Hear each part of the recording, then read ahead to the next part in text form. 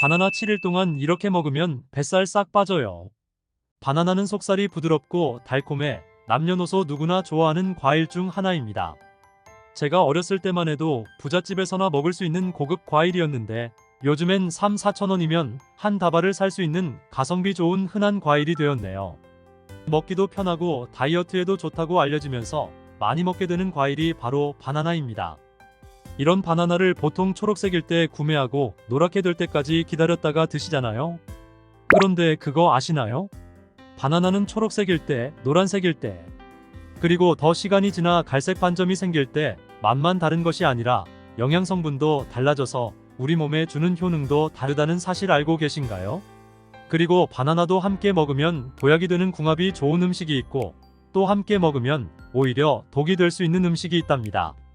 지금부터 바나나의 효능, 함께 먹으면 안 되는 음식, 함께 먹으면 보약이 되는 음식, 그리고 바나나의 보관 방법까지 바나나에 대한 모든 것 알아가시기 바랍니다.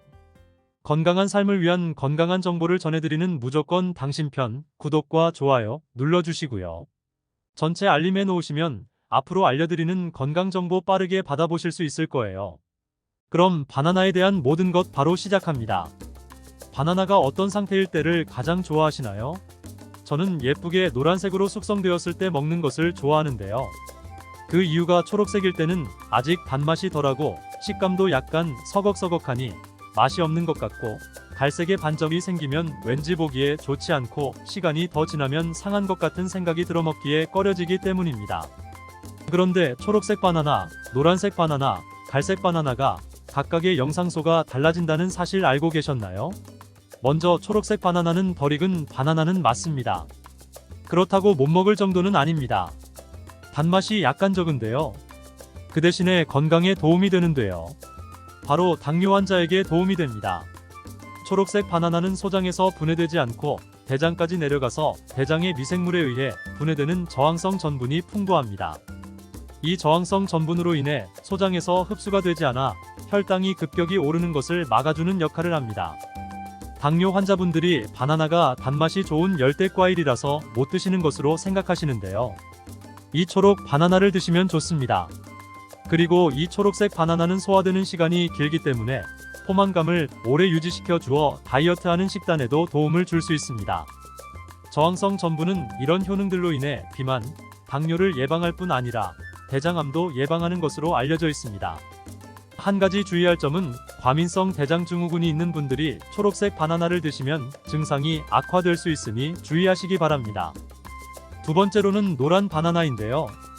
초록색 바나나가 노란색으로 변할 수 있는 요인은 바로 에틸렌 가스 때문입니다. 나무에서 떨어진 바나나는 꼭지에서 에틸렌 가스가 분비되는데요. 이때 초록색을 띠는 클로로필 성분이 에틸렌 가스에 의해 분해가 되어 점점 노란색으로 변해가는 것입니다. 이렇게 노랗게 변한 바나나는 색깔만 변한 것이 아니라 성분에도 변화가 생기게 됩니다. 당뇨에 도움이 되는 저항성 전분은 점점 줄어들게 되고 포도당, 과당 같은 당분은 점점 늘어나게 됩니다. 그렇기 때문에 초록색 바나나보다 노란색 바나나가 훨씬 단맛이 좋게 되는 것이지요. 식감도 더 부드러워지고 향도 단향이 더욱 강해지며 소화도 초록색 바나나보다 잘 되게 됩니다. 또한 항산화 성분인 비타민C와 비타민 E, 그리고 식이섬유의 양이 풍부해집니다. 노란색 바나나에서 시간이 지나면서 갈색의 반점이 점점 생기기 시작하는데요. 이 반점을 슈가 스팟이라고 합니다.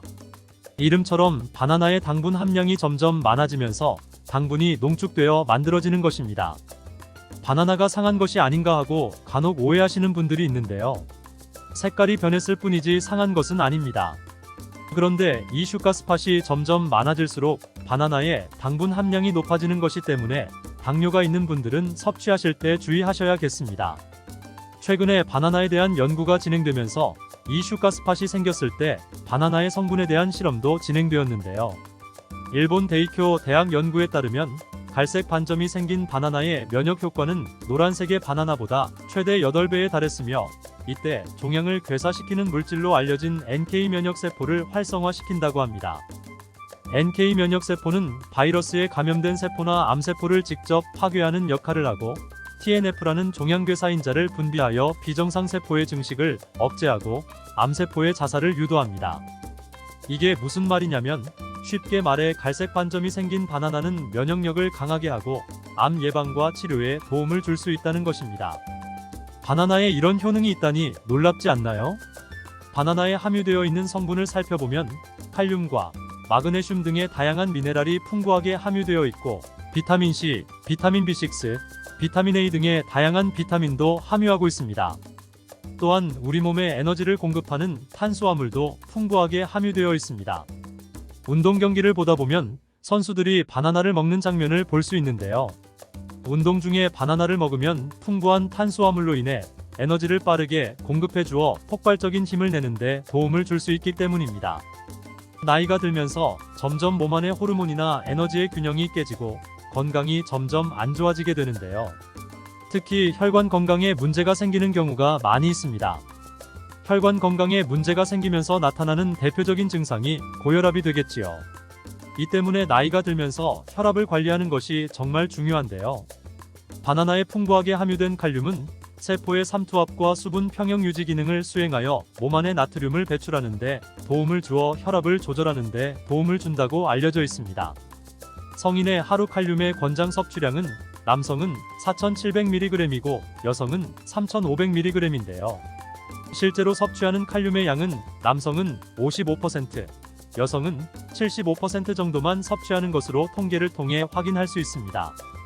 칼륨이 체내에서 부족하게 되면 혈압이 오르고 심장에 무리를 줄 수 있으며 근육에 경련이 일어나고 힘이 빠지는 무기력증 등의 증상이 나타날 수 있습니다.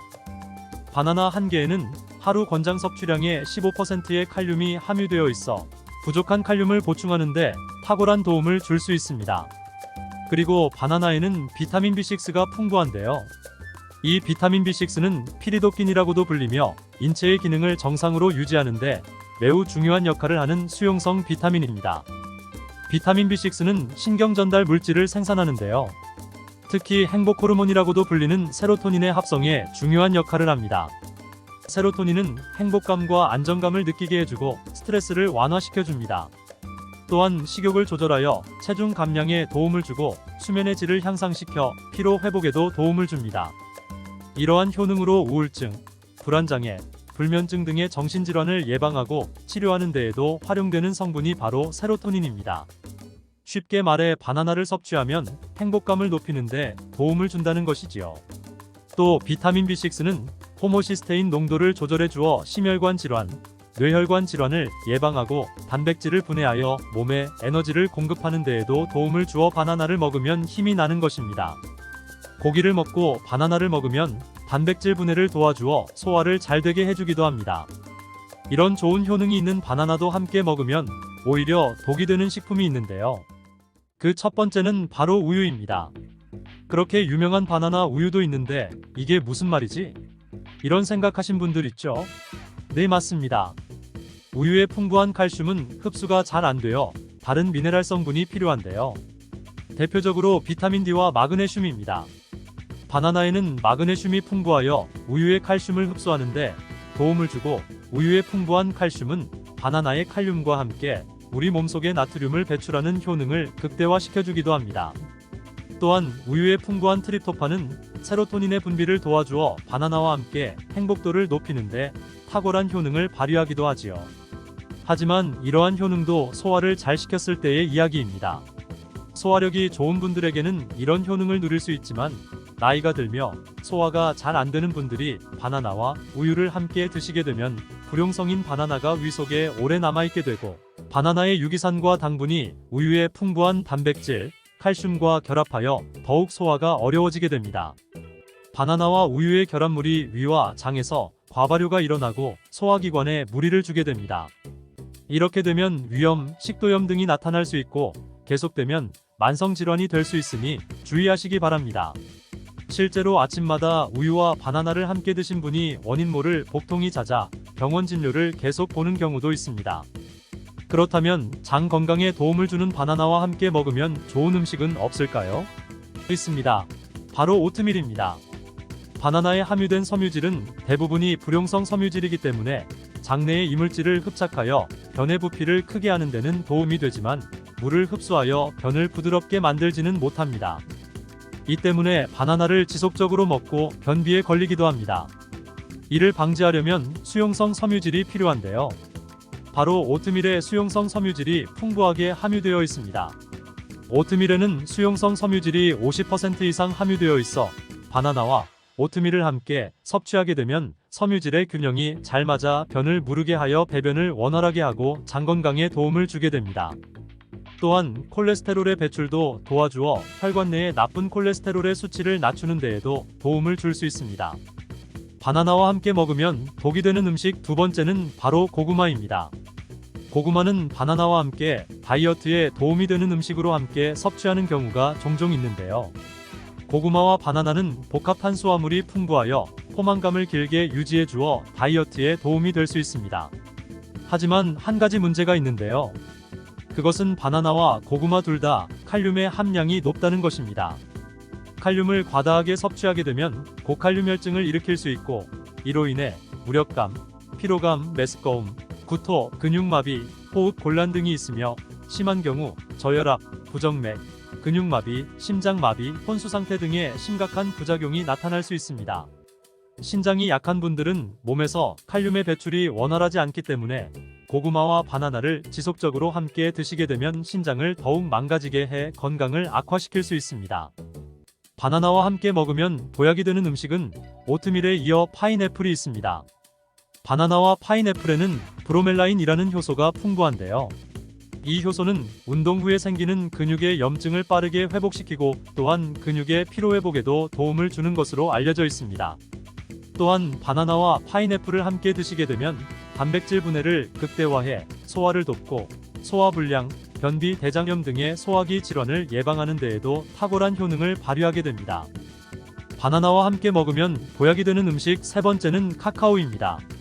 바나나에는 도파민이라는 신경을 자극하는 물질이 많이 함유되어 있는데 카카오에는 바로 이 도파민 생성의 원료가 되는 아미노산이 풍부하여 카카오와 바나나를 함께 드시면 행복도를 높이는 효능이 극대화가 되는 것입니다. 또한 카카오에는 폴리페놀과 플라보노이드 등의 항산화 물질이 풍부하여 체내 활성산소를 제거하고 세포의 노화를 방지합니다. 바나나에도 항산화 물질인 베타카로틴과 비타민C가 풍부하여 카카오와 바나나를 함께 드시면 항산화 효과를 폭발적으로 높일 수 있습니다. 바나나와 함께 먹으면 보약이 되는 음식 네 번째는 바로 견과류입니다.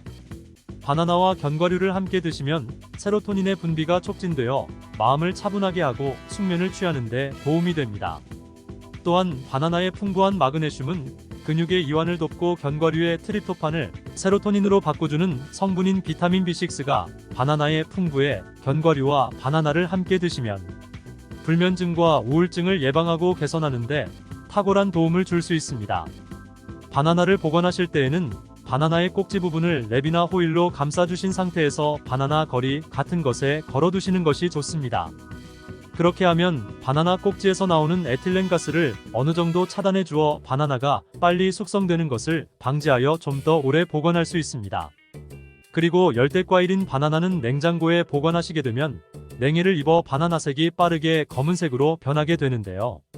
상한 것이 아니니 먹는 것은 괜찮지만 보기에 좋지 않으니 바나나는 상온에 보관하시기 바랍니다. 다만 바나나를 오래 보관하시려면 껍질을 벗긴 상태에서 먹기 좋은 크기로 잘라 냉동 보관하셨다가 드시면 됩니다. 이렇게 바나나가 우리 몸에 정말 좋은 음식이지만 아무 때나 먹으면 별로 효과가 없는데요. 그렇다면 세끼 중 정말 중요한 아침에는 어떤 음식을 먹어야 할까요? 의사들이 추천하는 아침 최고의 음식 8가지. 어머님, 아버님, 아침은 꼭 드시고 계신가요?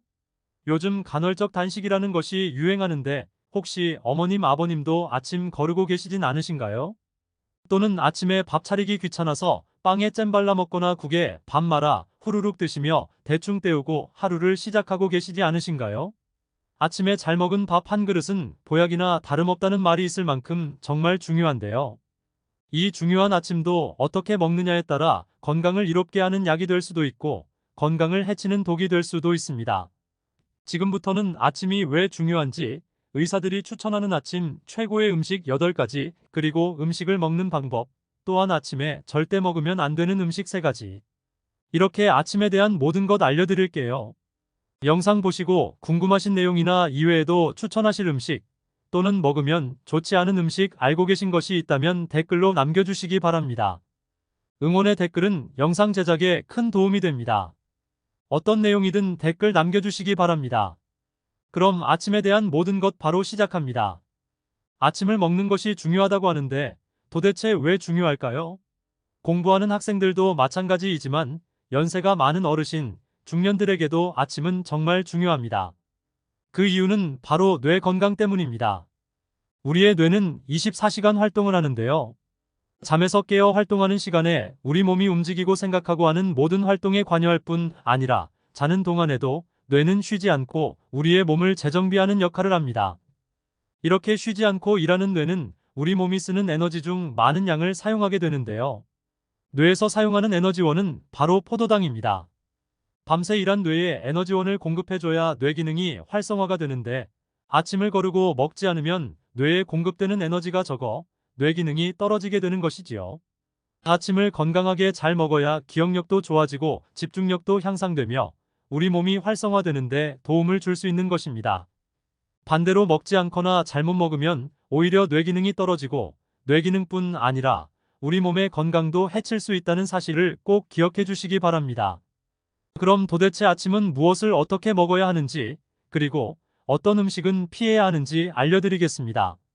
아침에 일어나면 보통 갈증을 느끼고 입안이 텁텁해서 물 한 잔씩 드시게 되잖아요.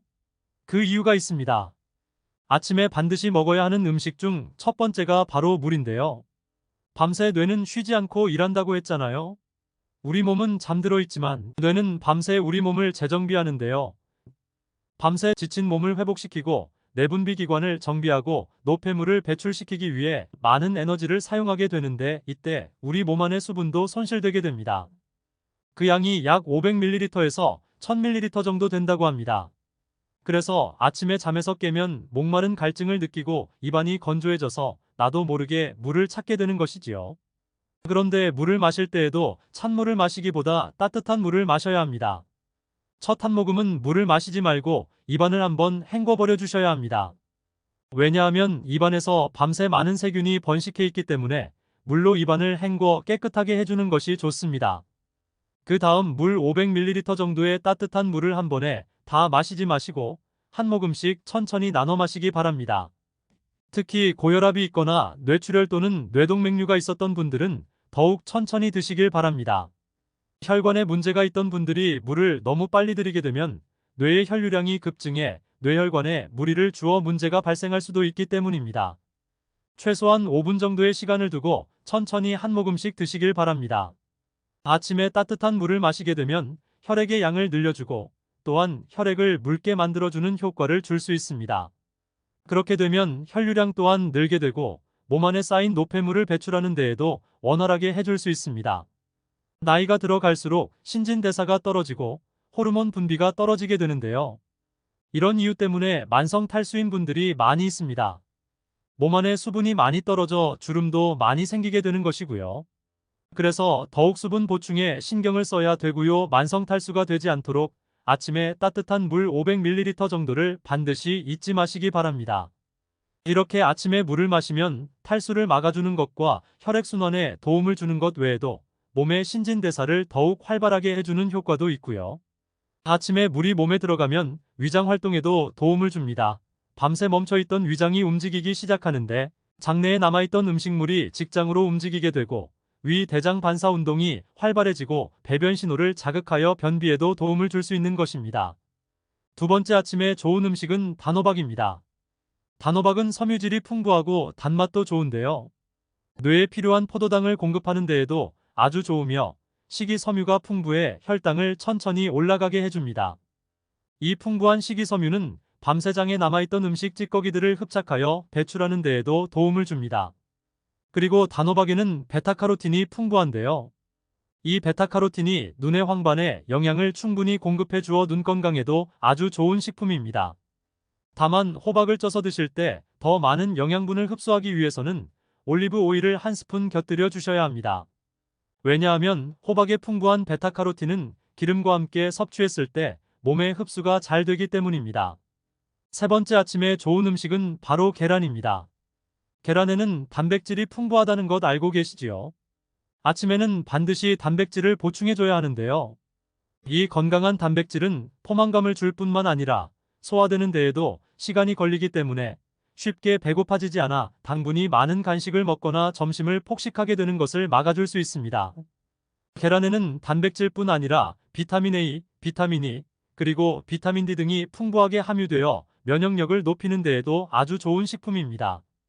또한 계란의 풍부한 레시틴은 우리 뇌를 활성화하는데 도움을 주어 아침에 드시면 더욱 좋습니다. 이 계란을 드실 때 반숙으로 쪄서 드셔도 좋지만 한 가지 더 좋은 방법을 알려드리자면 바로 토마토와 계란을 함께 볶아 드시는 것입니다. 토마토에도 항산화 성분이 풍부하여 몸의 노화를 막아주는데 도움을 줄 수 있습니다. 그리고 토마토에는 비타민어가 풍부하게 함유되어 있는데요. 이 비타민어는 기름과 함께 드실 때 몸에 흡수가 잘 될 수 있습니다. 그래서 토마토는 생으로 드시는 것보다 살짝 기름에 익혀서 드실 때 더 많은 영양분을 흡수할 수 있습니다. 네 번째 아침에 좋은 음식은 바로 양배추입니다. 아침을 드시면 속이 쓰리거나 더부룩하여 잘 안 드시는 분들 계시잖아요. 특히 이런 분들에게 양배추는 더욱 좋습니다. 이런 분들은 식도나 위벽에 염증이 있기 때문인데요. 이 염증을 양배추가 완화시키는데 도움을 줍니다. 그뿐 아니라 염증이 심해지면 점막이 패여 궤양이 발생하게 되는데요. 이 궤양 치료에도 양배추가 많은 도움을 줄 수 있습니다. 또한 양배추는 몸의 진액을 보충해주는 효능이 있습니다. 이는 보약과 같은 역할을 하는 것인데요. 몸의 진액이라 하면 어떤 것이 있을까요?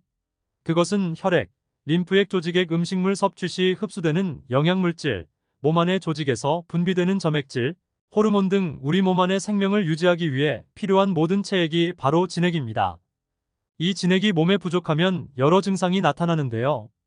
위장의 진액이 부족하면 위염이 나타나고 심장의 진액이 부족하면 공황장애까지 나타날 수 있습니다. 손발이 찬 경우에도 혈액순환의 문제뿐 아니라 혈액 속의 진액이 부족해서 그런 증상이 나타나는 경우도 많습니다.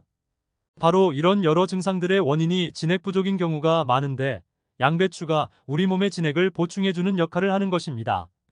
정말 보약이나 다름없죠?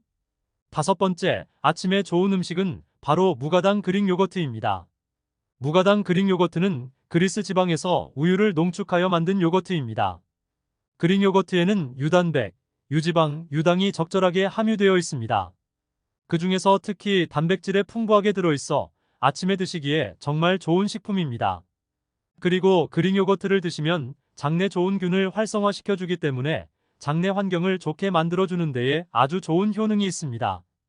그릭 요거트는 포만감이 아주 좋기 때문에 아침에 그릭 요거트를 드시면 든든한 오전을 보낼 수 있습니다. 그리고 이 그릭 요거트는 어떤 음식에 섞어도 조화가 잘 되어 먹기에 편한데요.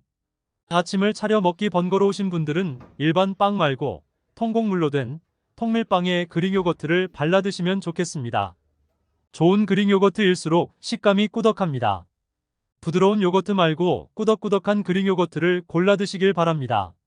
물론 당분이 첨가되어 있지 않은 무가당 요거트를 고르시기 바랍니다. 여섯 번째, 아침에 좋은 음식은 바로 감자입니다. 감자는 대표적인 알칼리성 식품인데요.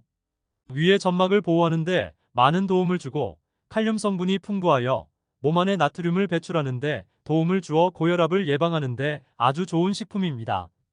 또한 이 감자에는 비타민C가 풍부하게 함유되어 있어 피로를 회복하고 면역력을 높여주며 피부를 밝게 하는 데에도 도움을 줍니다. 또한 감자에는 비타민 B군이 풍부하게 함유되어 있어 에너지 대사에 도움을 줍니다. 뿐만 아니라 손톱, 발톱, 머리카락을 재생시키는 역할과 신경계와 호르몬 생성에 관여해 건강한 몸을 유지하는 데 도움을 줄 수 있습니다.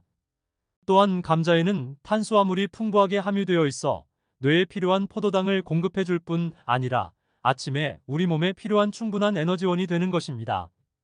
감자에는 단백질도 풍부하여 하루에 필요한 단백질을 충분히 공급해 줄 수 있습니다. 감자는 삶아서 먹는 방법보다는 구워서 먹는 것이 더욱 좋습니다. 혈당 때문에 감자에 탄수화물이 적정되시는 분은 하루 전에 껍질째 구워 냉장고에 16시간 이상 보관해 두시면 감자의 혈당 지수를 낮출 수 있습니다. 일곱 번째, 아침에 좋은 음식은 바로 귀리입니다. 요즘 여러 가지 잡곡이 건강에 좋다고 하여 많이들 드시는데요. 귀리도 그중 하나이지요. 특히 귀리는 미국 타임지가 선정한 세계 10대 슈퍼푸드 중 하나이네요. 귀리는 영양가가 높아 건강에 아주 좋은 곡물입니다. 귀리에는 식이섬유가 풍부하여 혈당을 조절하는데 도움을 주며 인슐린 분비를 조절하여 당뇨를 예방하고 당뇨 환자에게도 좋은 식품입니다. 또한 귀리에는 베타글루칸이라는 성분이 함유되어 있는데 이 성분은 몸 안의 콜레스테롤 수치를 낮추는데 도움을 주는 효과가 있습니다. 콜레스테롤 수치가 높아지면 고혈압, 동맥경화 등 혈관 질환이 발생할 수 있는데요. 나이가 들수록 귀리를 충분히 섭취하여 혈관 질환을 미리 예방하시기 바랍니다. 또 귀리는 풍부한 식이섬유 덕분이 포만감을 높여주어 다이어트에도 효과적이며 체지방 축적을 억제하는 효과도 보고되고 있습니다. 다만 섬유질이 풍부한 귀리는 장이 예민하신 분들은 한 번에 많은 양을 드시면 가스로 인해 복부팽만 증상이 나타날 수 있으니 적당량을 드시길 바랍니다. 8번째, 아침에 좋은 음식은 바로 블루베리입니다. 블루베리는 베리류 중에서도 특히 항산화 성분이 풍부하여 혈압 조절과 신진대사를 조절하는데 큰 도움을 주는 것으로 알려져 있습니다. 또한 뇌를 자극해주기 때문에 아침에 먹는 것이 더욱 효과적입니다. 블루베리에 함유된 항산화 성분이 뇌의 신경세포 간의 연결을 촉진하여 뇌 기능을 향상시켜주는데 도움이 되는 것입니다. 특히 항산화 성분은 공복 상태에서 섭취할 때 더욱 큰 효과를 발휘하게 되는데요. 블루베리에는 안토시아닌, 플라보놀스 같은 강력한 항산화 성분이 풍부한 정말 좋은 식품인 것입니다. 또한 안토시아닌은 로놉신의 합성을 도와주어 눈의 피로도를 낮춰주고 시력 저하를 막아주는 효과도 있습니다. 그리고 블루베리는 유제품과 함께 드실 때 시너지 효과가 큰데요. 바로 조금 전에 알려드린 그릭 요거트와 함께 드시면 정말 좋습니다.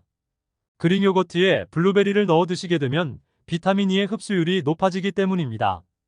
블루베리는 생과도 물론 좋지만 냉동 블루베리도 정말 좋습니다. 걱정하지 마시고 냉동 블루베리 구매하셔서 그릭 요거트와 함께 드시길 바랍니다. 이렇게 아침에 드실 때 좋은 식품도 있지만 절대 먹으면 안 되는 음식도 있겠지요. 지금 바로 알려드릴게요. 아침에 절대 드시면 안 되는 음식 첫 번째는 바로 시리얼입니다. 아침 차리기 귀찮아서 우유에 시리얼 말아서 드시는 분들 많으시죠? 시리얼은 탄수화물과 당분이 많은 가공식품인데요. 곡물로 만들었지만 시리얼은 정제된 탄수화물 덩어리이고 단맛이 좋아야 잘 팔리기 때문에 당분 또한 많이 함유되어 있습니다. 이 시리얼을 아침에 드시면 혈당이 급격히 올라갔다 떨어지는 혈당 스파이크 현상이 일어나게 됩니다. 당뇨가 없는 건강한 사람이 먹는다면 처음엔 문제가 되지 않을 수 있지만 지속적으로 이렇게 먹는다면 몸에 인슐린을 생성하는 췌장에 문제가 생길 가능성이 높아지고 당뇨에 걸릴 확률 또한 높아집니다. 신진대사 기능이 많이 떨어진 어르신들이 드신다면 건강에 정말 악영향을 줄 수도 있는 것입니다. 편하게 드실 수 있어 많이 드시는 시리얼은 절대 아침에 드시지 않기를 바랍니다. 아침에 절대 드시면 안 되는 음식 두 번째는 바로 과일을 갈아 만든 과일 주스입니다. 이것도 역시 아침에 만들어 먹기 편하고 생과일이기 때문에 몸에 좋을 거라고 생각하여 많이 드시게 되잖아요. 그러나 이 갈아 만든 과일 주스는 몸에 정말 좋지 않습니다. 왜냐하면 과일들이 비타민이 풍부하고 항산화 성분이 풍하여 몸에 좋은 건 맞지만 문제는 바로 갈아서 드신다는 것에 있습니다. 과일을 갈게 된다면 과일의 성분들이 몸에 빠르게 흡수하게 되는데요. 생과일로 그냥 드셨을 때 보다 혈당 지수를 급격히 높이게 되는 것입니다. 그래서 과일을 아침에 드시게 되면 갈아서 드시지 마시고 생으로 씹어서 드시길 바랍니다. 씹게 되면 저작 운동이라고 하죠. 이를 이용해 씹는 운동을 하면 뇌에도 자극을 더욱 주어 뇌 건강에도 도움을 주게 됩니다.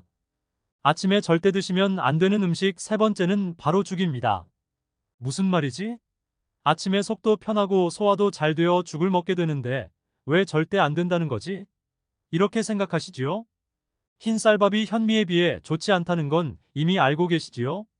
그러네 이 흰 쌀밥을 죽으로 만들면 과일을 갈아서 마시는 것과 같이 혈당을 급격하게 올리게 됩니다. 바로 혈당 스파이크 현상이 나타나는 것이지요. 이렇게 되면 시리얼, 과일 주스와 마찬가지로 췌장에 무리를 주어 건강했던 사람도 점점 췌장이 망가지게 되고 결국 당뇨에 걸릴 확률이 높아지게 되는 것입니다. 그래서 의사들은 절대 아침에 시리얼, 과일 주스, 죽을 먹지 않는다고 합니다. 당뇨는 정말 조심해야 하는 질병인데요. 그렇다면 당뇨 때문에 달고 맛있는 건 먹지 말아야 할까요? 의사들이 추천하는 당뇨에 매일 먹어도 되는 최고의 간식 6가지. 당뇨에 걸린 분들이 제일 힘들어하는 것이 배고픔일 것 같습니다. 허기가 진다고 하죠. 당뇨가 있는 분들에게 식단 관리가 필수인 이유는 식이요법 없이는 치료가 불가능하기 때문입니다. 당뇨약은 혈당 수치를 떨어뜨리는 역할을 할 뿐이고 당뇨병을 치료해주는 것은 아닙니다. 그렇기 때문에 당뇨가 있는 분들이 식이요법을 시작하게 되면 먹지 말라는 음식도 너무 많고 맛있고 기름진 음식도 안 되고 밥을 많이 먹어도 안 된다고 하니 먹어도 금방 허기가 지기 때문에 매우 고통스러워 하는데요. 당뇨가 있는 분들도 매일 드셔도 되는 간식에 대해 알려드리겠습니다. 지금부터 알려드리는 음식들은 당뇨가 있는 분들이 드셔도 괜찮을 뿐만 아니라 당뇨에 도움이 될 수 있는 것들이니 집중해서 영상 끝까지 시청해 주시기 바랍니다. 첫 번째는 바로 초콜릿입니다. 당뇨가 있는데 초콜릿이라니 깜짝 놀라셨나요? 정말 의외의 간식이 초콜릿인데요. 다만 아무 초콜릿이나 드시면 안 되고요. 다크 초콜릿을 드셔야 합니다. 일반적인 초콜릿에는 카카오 말고도 당 성분이 많이 함유되어 있기 때문에 당뇨가 있는 분들은 드시면 안 되지만 90% 이상의 카카오로 만들어진 다크 초콜릿은 간식으로 드셔도 괜찮습니다. 당을 조절해야 되는 이유는 혈당이 올라가게 되면 혈관 속에서 당이 산화되어 여러 가지 합병증을 일으키기 때문입니다. 그런데 다크 초콜릿의 카카오에는 폴리페놀 성분이 있어 산화작용을 막아주는 역할을 하게 되는 것입니다. 그래서 당뇨 환자들의 합병증을 예방하는 데에 도움을 주는 간식이 될 수 있는 것이죠. 카카오의 함량이 높아질수록 단맛은 줄어들고 카카오의 씁쓸한 맛은 강해지기 때문에 일반적인 초콜릿에는 당 성분뿐 아니라 맛을 좋게 하기 위해 여러 가지가 들어가게 됩니다. 초콜릿을 구매하실 때는 성분표를 확인하셔서 카카오의 함량이 높은 것을 구매하시기 바랍니다. 두 번째로 당뇨에 좋은 간식은 바로 삶은 계란입니다. 당뇨가 있는 분들은 특히 단백질의 섭취는 정말 중요한데요. 그 이유가 바로 근육 때문입니다. 중년 이후에 나이가 되면 근손실이 급격히 일어나게 되는데 근육이 많을수록 혈액 속의 당분 대사를 촉진할 수 있어 혈당 수치를 낮추는 데에 직접적인 도움을 주게 됩니다. 이 때문에 근육을 유지하는 것은 당뇨의 아주 중요한 부분입니다. 단백질의 섭취가 중요한 이유는 단백질 대사를 하기 위해서는 더 많은 에너지가 필요하며 인슐린 분비를 자극하지 않고 진행되기 때문에 당뇨가 있는 분들 뿐만 아니고 다이어트를 하는 분들에게도 도움이 된답니다. 계란 한 개에는 약 6g의 단백질이 함유되어 있고 탄수화물은 거의 없어 혈당을 낮추는데 도움이 되며 위에 머무르는 시간이 3시간 정도 되기 때문에 포만감이 오래 지속될 수 있습니다. 국내 연구진의 연구 결과 하루 3개 이상의 계란을 섭취한 사람은 그렇지 않은 사람에 비해 대사증후군에 걸릴 확률이 남자는 54%, 여자는 46% 낮았다고 합니다. 계란을 섭취하면 계란에 함유된 레시틴이란 성분과 여러 항산화 물질들이 인슐린 민감성을 개선하는 데 도움을 주기 때문에 당뇨에 도움이 되는 것입니다. 계란은 기름에 조리한 후라이보다는 삶은 것을 드시는 것을 권장하고요. 흰자만 먹는 것보다 노른자와 함께 드시는 것이 좋습니다. 계란의 영양소는 흰자보다 노른자에 훨씬 더 많이 함유되어 있기 때문입니다. 소화가 잘 되지 않는 분들은 흰자는 충분히 익혀 드시는 것이 좋고 노른자는 익히지 않고 드시는 것이 소화가 더 잘 된다는 것 기억하시기 바랍니다. 세 번째로 당뇨에 좋은 간식은 피스타치오입니다. 미국 당뇨병 협회의 학술지에 따르면 매일 57g의 피스타치오를 섭취한 당뇨 환자는 당 수치와 인슐린 감소에 도움이 된다고 발표했습니다. 피스타치오는 특히 임신성 당뇨를 예방하는 데 탁월한 효과를 보여 임산부의 혈당 수치 조절에 많은 도움을 주는 것으로 알려졌습니다. 다만 주의하실 것은 시중에 판매되는 피스타치오에 소금간이 되어 있는지를 확인하셔서 소금간이 되어 있지 않은 제품으로 구매하시기 바랍니다. 네 번째로 당뇨에 좋은 간식은 과일입니다. 당뇨가 있는 분들은 과당 때문에 대부분 과일을 먹으면 안 되는 것으로 알고 계신데요. 과일에 대한 오해 때문입니다. 과일의 당이 당뇨에 좋지 않다는 것은 사실이지만 과일도 잘만 드신다면 오히려 당뇨에 도움을 줄 수 있습니다. 다만 한 가지 조건은 정제된 당분을 섭취하지 않는 상황에서 천연당인 과일을 드셔야 한다는 것입니다. 과일 중에서도 블루베리가 특히 좋은데요. 블루베리의 보라색에는 안토시아닌이 풍부하게 함유되어 있습니다. 안토시아닌은 혈관에 있는 포도당을 근육에 저장시켜주고 간에서 포도당이 만들어지는 것을 억제시켜주어 혈당을 낮춰주는 작용을 해주게 됩니다. 미국의 당뇨병 협회는 블루베리를 당뇨병 슈퍼푸드라고 부르며 블루베리를 꾸준히 섭취하면 인슐린 감수성을 향상시키고 혈당을 낮추는 데 도움이 된다고 발표했습니다. 하루에 150g의 블루베리를 섭취한 실험군은 혈당 스파이크의 발생이 낮아졌고 인슐린 수치 또한 낮아진 것으로 확인되었다고 발표했습니다. 그리고 사과에는 펙틴이라는 식이섬유가 많이 함유되어 있는데요.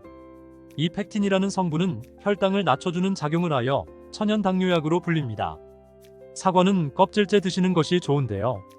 우리 몸에 좋은 영양 성분이 껍질에 거의 다 함유되어 있기 때문입니다. 이외에도 신맛이 나는 과일들이 당뇨에 탁월한 효능을 발휘합니다. 신맛이 나는 과일에는 유기산이 풍부한데 유기산은 혈관을 청소해주는 역할을 하게 됩니다. 그리고 신맛 나는 과일에는 강력한 항산화제인 비타민C, 비타민 E, 셀레늄, 아연 등이 풍부하여 우리 몸 안의 염증을 치료해주고 산화된 혈관을 회복시켜주는 역할을 해줍니다. 과일이 당뇨에 도움이 될 수 있지만 드시면 안 되는 것이 있습니다. 그것은 말린 과일과 과일 주스입니다. 말린 과일은 당도가 높고 많이 드시게 되어 혈당을 급격히 올라가게 합니다. 그리고 과일 주스에도 식이섬유가 하나도 없고 당 성분이 첨가된 것들이 많아 혈당 스파이크를 일으키는 주범이 될 수 있습니다. 과일을 드실 때는 가공된 과일이 아닌 천연 상태의 과일을 드시기 바랍니다. 다섯 번째로 당뇨에 좋은 간식은 당근입니다. 당근이 당뇨에 좋지 않다고 잘못 알고 계시는 분들이 있는데요. 당근에는 카로티노이드라는 성분이 풍부한데 이 성분이 강력한 항산화 물질입니다. 당뇨로 인한 혈관합병증을 예방하는데 탁월한 효능을 발휘하게 됩니다. 당근을 손가락만한 크기로 잘라 보관하셨다가 공복에 허기가 생길 때 꺼내 드시면 허기도 사라지고 혈당 관리에도 좋으며 당뇨합병증도 예방할 수 있으니 시도해보기 바랍니다. 함께 드시면 좋은 채소들로는 오이, 샐러리, 파프리카 등이 있습니다. 여섯 번째로 당뇨에 좋은 간식은 볶은 콩입니다. 검은 콩의 껍질에는 강력한 항산화 성분인 안토시아닌이 풍부하며 콩에는 단백질이 풍부하게 함유되어 있으며 불포화 지방산도 풍부합니다. 볶은 콩은 심혈관 질환을 예방하는데 탁월할 뿐만 아니라 담즙 분비를 촉진하는 데에도 도움을 줍니다. 변비가 있는 분들에게도 도움을 주고 근손실을 방지하고 다이어트에도 도움을 줄 수 있습니다. 당뇨병이 정말 무서운 이유는 당뇨로 인해 혈관에 문제를 일으키기 때문입니다. 우리 몸은 전체가 혈관으로 이루어져 있기 때문에 몸 전체에 합병증을 일으킬 수 있다는 것이죠. 대표적인 것이 심혈관 질환인데요. 심장병, 심방세동, 심근경색, 뇌혈관 질환, 파킨슨병, 치매 등을 일으킬 수 있고요. 관절과 말초신경에도 문제를 일으킬 수 있습니다. 당뇨로 발가락, 더 나아가 발목까지 절단하는 상황까지 벌어질 수 있는 것이죠. 눈의 혈관에 문제를 일으키면 실명에 이를 수도 있습니다. 최근 논문에 따르면 당뇨에 걸린 사람은 암에 걸릴 확률이 50%까지 증가하는 것으로 보고되고 있습니다. 당뇨는 이렇게 단순히 혈당만의 문제가 아니라 몸 전체의 질병을 일으킬 수 있는 무서운 병인 것입니다. 그렇기 때문에 식이요법을 철저히 하여 당뇨를 예방하고 치료해야 하는 것입니다. 이렇게 당뇨 때문에 암처럼 무서운 질병도 유발이 되는데요. 그렇다면 암 자체를 예방할 수 있는 음식은 없을까요? 잠시 저희 영상 제작에 도움 주신 곳 소개해 드릴게요. 휴대폰 쓰실 때 여기 모르면 최대 50만원 손해입니다. 단통법 폐지 이슈로 최대 50만원까지 전환 지원금 포함. 여러 지원금 최대로 드리는 대리점 아정당입니다. 부가서비스 가입 없이 2에서 3만원대 요금제만 가입해도 혜택 100% 제공하고요. 카톡이나 전화 상담으로 당일 배송받을 수 있습니다. 인터넷 정수기 약정 끝났는데 가만히 두면 최대 77만원 손해인 것도 이젠 다들 아시죠? 법에서 정한 마땅히 받아야 하는 지원금이니 설치 당일 꼭 챙겨 받으세요. 국내 최대 규모 대리점으로 믿을 수 있으니 편하게 전화해보세요. 365일 주말에도 밤 10시까지 무료 상담 가능합니다. 마지막으로 아정당에선 포장이사, 이사청소도 본사 책임제로 운영되고 있다고 합니다. 휴대폰, 인터넷, 정수기 이사청소까지 아정당에서 정당하게 받으세요. 아침 공복에 먹으면 암세포씨를 말리는 음식이 따로 있다. 암 예방에 가장 중요한 것 3가지를 꼽는다면 무엇일까요? 그건 바로 먹는 것, 운동, 마음 건강 이 3가지입니다. 그 중에서도 특히 먹는 것은 우리가 중요하게 생각해야 할 요소라는 건 다 아실 텐데요. 그렇다면 몸에 좋다는 음식은 언제 먹어야 가장 좋을까요? 미국 의사들의 건강 철학에 따르면 우리 몸은 몸속 노폐물을 정리하고 배출하는 시간과 섭취를 위한 시간이 따로 존재한다고 합니다. 지금부터 암이 생기는 이유, 암세포 굶어 죽게 만드는 음식과 언제 먹어야 하는지, 그리고 암 예방을 위해 절대 먹지 말아야 할 금지 음식에 대해 알아볼 텐데요. 영상 끝까지 보시면 언제 어느 때 무엇을 잘 먹어야 암 예방을 할 수 있는지 잘 아실 거라고 생각합니다. 영상 시작 전에 구독, 좋아요 눌러주시면 건강 관련 좋은 영상 만드는데 힘이 나니까 꼭 해주시고요. 주변 분들에게 꼭 공유해 주셔서 암 예방에 대해 제대로 알고 실천하셨으면 좋겠습니다. 암이 생기는 이유는 여러 가지가 있습니다. 근데 그 중에서 꼭 알고 계셔야 하는 게 있는데요. 바로 몸 안의 염증입니다. 우리 몸은 수많은 염증이 생기고 사라지고 있습니다. 몸에 염증이 안 생길 수는 없는데요. 문제는 염증이 잠깐 생기고 없어져야 하는데 지속적으로 염증을 유발하는 것들이 몸에 들어오면서 계속 생겨나게 되면 만성염증이 되는데 바로 이 만성염증이 문제가 되는 것입니다. 그렇다면 만성염증은 어떤 문제가 되는 걸까요? 만성염증이 계속되면 우리 몸은 면역 질서가 깨지면서 조직이나 장기가 정상적인 기능을 할 수가 없게 됩니다. 더 나아가서는 만성염증이 암으로 발전하게 되는 건데요. 이렇게 암의 시작은 처음에는 염증으로 시작한다고 생각하시면 됩니다. 다시 설명드리면 몸의 곳곳에 미세염증이 일어나면서 이것이 만성적으로 진행돼서 약 10억 개의 세포가 모였을 때 제1기 종양으로 발견이 됩니다. 이 상태가 되면 아마 굉장히 피곤할 거고요. 체력이 굉장히 떨어질 겁니다. 그래서 어떤 일을 할 때 몇 시간도 활동하기가 너무 힘들고 2-3시간 정도만 활동해도 너무 체력이 지치는, 만약 이런 증상이 있다면 본인이 염증이 있는 상태라고 볼 수 있습니다. 이렇게 염증은 암을 유발하는 가장 큰 문제거리인데요. 그렇다면 염증을 유발하는 가장 큰 이유가 무엇일까요? 그건 바로 먹는 것이 너무 과잉되고 넘쳐나기 때문입니다. 염증을 유발하는 음식은 자제하고 암세포가 생겨나는 것을 예방할 수 있는 음식을 먹어야 합니다. 우리 몸은 몸속 노폐물을 정리하고 배출하는 시간과 섭취를 위한 시간이 따로 존재하는데요. 새벽 4시경부터 나절 2시까지가 배출을 위한 시간으로, 이 시간에는 음식을 안 먹으면 몸에서 배출을 잘해주는 환경이 만들어집니다. 나절 2시부터 저녁 8시까지는 흡수를 위한 시간입니다. 이 시간에는 몸이 음식을 흡수하고 신진대사를 활발히 하는 시간이니 이 시간에 음식을 섭취하면 좋은 것입니다. 그래서 아침밥을 안 먹는 것이 우리 몸에 왜 좋은 영향을 주는지 알 수 있는 것이죠. 그렇다면 나절 2시까지는 아무것도 안 먹는 것이 좋은 걸까요? 그렇지는 않고요. 아침에 일어나서 먹으면 암 예방에 도움이 되는 음식은 따로 있습니다. 첫 번째는 바로 물입니다. 아침에 일어나서는 수분 섭취가 꼭 필요합니다. 그래서 미지근한 물을 마셔야 하는데요. 우리 몸은 밤새 쉬면서 수분 공급이 안 된 상태입니다. 그런 상태에서는 탈수가 오기 전 상태라고 할 수 있는데요. 이때 물을 보충해주면 몸에서 해독작용을 시작하게 됩니다. 물은 너무 차갑거나 뜨거운 물은 안 드시는 게 좋은데요. 우리 몸에 물이 들어왔을 때 우리 몸의 온도와 비슷한 물이 안 들어오면 내장기관들은 뜨거운 물은 덜 뜨겁게, 차가운 물은 미지근하게 온도를 변화시켜주기 위해 에너지를 쓰게 됩니다. 쓰지 않아도 되는 에너지를 쓰게 되면 몸에 무리가 갈 수 있는 것이죠. 그래서 적당한 물의 온도는 우리 체온과 비슷한 36도 정도의 물을 드시는 게 좋습니다.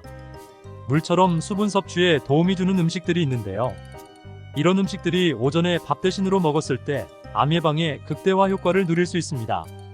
아침 공복에 먹으면 암세포를 굶어 죽게 만드는 음식 두 번째는 시금치입니다. 시금치는 많은 영양소와 효능이 있고요. 주 영양소는 비타민 A, 비타민 C, 비타민 K, 철, 칼슘, 마그네슘 등이 있는데요. 이 중에서 비타민 A는 시력 개선에 도움을 줄 수 있고 비타민 C는 면역력 강화와 콜라겐 생성에 중요한 역할을 합니다. 또한 비타민 K는 혈액응고에 관여하여 출혈을 예방하는 데 도움을 줄 수 있습니다. 이런 시금치에는 식이섬유가 풍부하게 함유되어 있어 소화를 도와주고 변비 예방에도 도움을 주는데요. 녹색 식물인 시금치는 강력한 항산화 작용을 가지고 있어 세포 손상을 예방하고 암 예방에도 도움을 줄 수 있는 것입니다. 하지만 시금치에는 옥타산과 스피노사이드라는 물질이 있어 적절한 섭취량을 지키는 것이 중요하고요. 대부분의 경우 적절한 양의 시금치를 섭취하는 것은 건강에 이로울 수 있지만 만약 과도한 양을 섭취하게 되면 칼슘 흡수에 영향을 줄 수 있으므로 주의가 필요합니다. 아침에는 적당량의 시금치를 믹서기에 넣고 과일, 요거트, 우유 또는 물과 함께 갈아서 먹으면 간단하면서도 영양 가득한 아침 대용으로 드실 수 있습니다. 아침 공복에 먹으면 암세포를 굶어 죽게 만드는 음식 세 번째는 양배추입니다. 양배추는 비타민C와 베타카로틴이 풍부하여 면역력을 강화시켜 주는데 도움을 주는 대표적인 음식인데요. 면역 체계를 강화하여 감염과 질병으로부터 몸을 보호해 줍니다. 또한 양배추는 식이섬유가 풍부하며 소화를 돕는데요. 식이섬유는 장 건강을 촉진하고 변비를 완화시켜주는 역할을 하는 중요한 성분이죠. 뿐만 아니라 양배추에는 루테인과 제아잔틴이라는 항산화 물질이 풍부한데요. 이러한 항산화 물질은 눈 건강을 지키는 역할을 하고 나이가 들어 망막 변성이 일어나는 것을 예방할 수 있습니다. 양배추의 효능 중에 암과 관련된 중요한 효능은 바로 항염작용을 도와주는 화합물인 인다졸3 카르비놀이 함유되어 있다는 것입니다. 이 화합물은 염증을 줄여주기 때문에 염증이 암세포로 발전하는 것을 사전에 차단할 수 있는 거죠. 그 외에도 양배추에는 심장 건강에 도움을 주는 칼슘, 칼륨, 마그네슘 등의 미네랄이 풍부해서 혈압을 조절하고 심장 건강을 개선하는 역할도 합니다. 아침에 양배추를 드실 때는 신선한 상태에서 섭취하는 것이 가장 좋습니다. 익혀서 드시더라도 비타민C가 미리 노출되는 것을 방지하기 위해 오래 끓이지 않는 것이 좋습니다. 가능하면 씻은 후 신선한 상태로 드시는 것을 추천드립니다. 아침 공복에 먹으면 암세포를 굶어 죽게 만드는 음식 네 번째는 당근입니다. 당근은 베타카로틴이 풍부하게 함유되어 있는데요. 베타카로틴은 식물에서 발견되는 산화방지제인 카로티노이드의 한 형태로 강력한 항산화 작용을 가지고 있습니다. 항산화 작용은 몸이 산화되는 것을 억제하고 세포 손상을 예방하는 데 도움을 주는데요. 결과적으로 암세포가 억제되는데 중요한 역할을 하는 것입니다. 또한 당근에는 폴라크틴이라는 화합물이 있는데요. 이 화합물은 암세포의 성장을 억제하는 효과가 있습니다.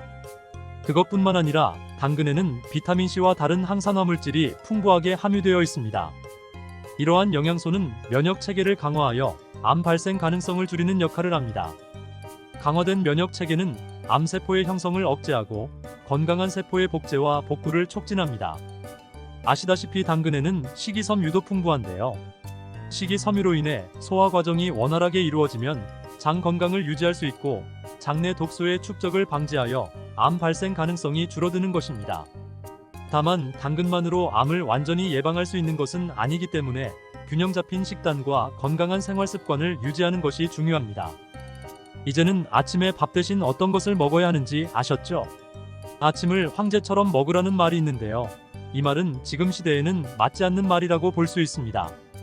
이제부터는 아침 공복에는 수분 보충을 위해 물도 드시고 수분이 충분히 들어있는 채소 위주의 식습관을 하신다면 몸에서 더 이상 암세포가 살 수 없는 환경이 될 거라고 생각합니다. 그런데 아침에만 이렇게 조심해서 좋은 음식을 먹고 오후에는 아무거나 먹어도 상관없는 걸까요? 당연히 그렇지 않겠죠. 암 예방을 위해 좋은 음식을 먹는 것도 중요하지만 더 중요한 것은 먹지 말아야 할 것들을 먹지 않는 것인데요. 지금부터는 암 예방을 위해 절대로 먹지 말아야 할 음식은 어떤 음식들이 있는지 알아볼게요. 암 예방을 위해 절대로 먹지 말아야 할 음식 첫 번째는 단당류 음식입니다. 단당류의 대표적인 음식은 바로 설탕인데요. 왜 단당류인 설탕이 몸에 안 좋을까요? 단당류는 당분 분자로 이루어져 있으며 흡수가 빠르기 때문에 섭취하면 혈당 수치를 폭발적으로 증가시킵니다. 이렇게 되면 혈당 조절이 안 되어 당뇨병으로 이어질 수 있는데요. 당뇨병은 아시다시피 모든 성인병의 원인이고 암으로 가는 지름길이라고 보시면 됩니다. 실제로 암 환자 대부분은 당뇨까지 있는 것으로 확인되었습니다. 뿐만 아니라 단당류는 고칼로리 식품으로 비만의 원인이 되는데요. 비만 또한 암 발생 가능성을 높이는 몸을 만드는 것이라고 볼 수 있습니다. 추가로 이빨에도 영향을 주는데요. 단당류는 구강 내에 있는 박테리아에 의해 분해되어 산을 생성하는데 이런 산이 치아를 손상시켜 결국 음식을 제대로 못 먹는 상황까지 갈 수 있습니다.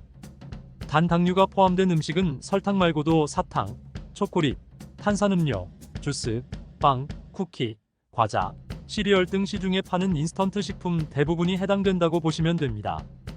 설탕 성분을 완전히 안 먹을 수는 없지만 될 수 있으면 적게 먹고 단 당류 대신 천연감미료나 스테비아 같은 대체품들로 대체하는 것도 하나의 방법입니다.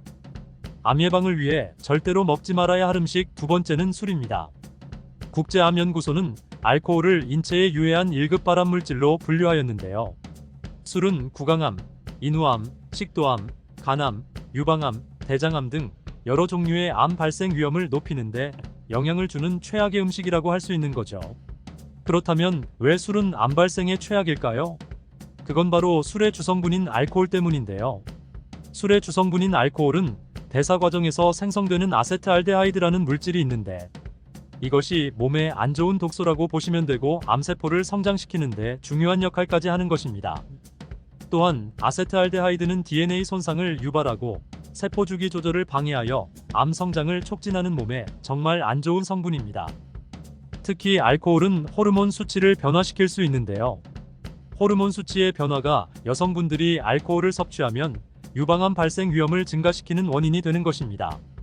그렇게 되는 이유는 알코올이 에스트로겐 수준을 상승시키고 유방 조직에 영향을 주어 유방암 발병 위험을 증가시키기 때문입니다. 암 예방을 위해 절대로 먹지 말아야 할 음식 세 번째는 트랜스 지방입니다. 트랜스 지방이 안 좋은 지방인 줄은 다 아실 텐데요.